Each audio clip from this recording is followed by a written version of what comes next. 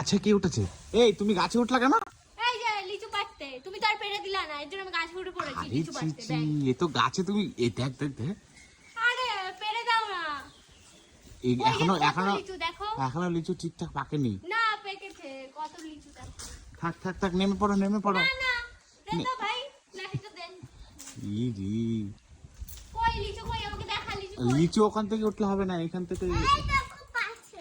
নামো নামো নামো নামো নামো নামো, না, পড়ে যাবে, নামো নামো। নামবো। হ্যাঁ হ্যাঁ। ভাই সর ভাই সর ভাই সর ভাই সর।